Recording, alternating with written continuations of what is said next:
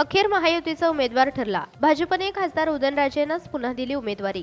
रामनवमीच्या मुहूर्तावर खासदार उदयनराजे भोसले शक्ती प्रदर्शन करत उमेदवारी अर्ज भरणार, सूत्रांची माहिती।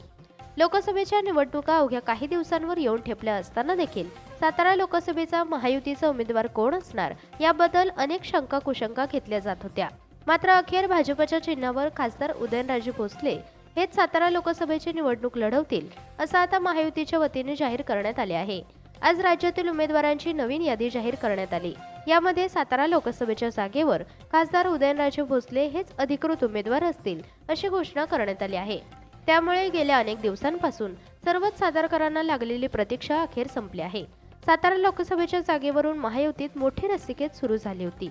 भाजपने खासदार उदयनराजे भोसले यांनी आपणच सातारा लोकसभेची निवडणूक भाजपच्या चिन्हावर लढवणार अशी घोषणा केली होती।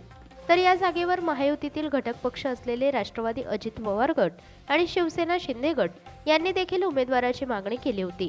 त्यामुळे या तीन पक्षांपैकी कोणाला साताराची जागा मिळणार याकडे सर्वांचे लक्ष लागले होते। मात्र खासदार उदयनराजे भोसले यांनी दिल्ली दरबारी जाऊन ही जागा भाजपचीच पथ्यावर पडून घेतली होती।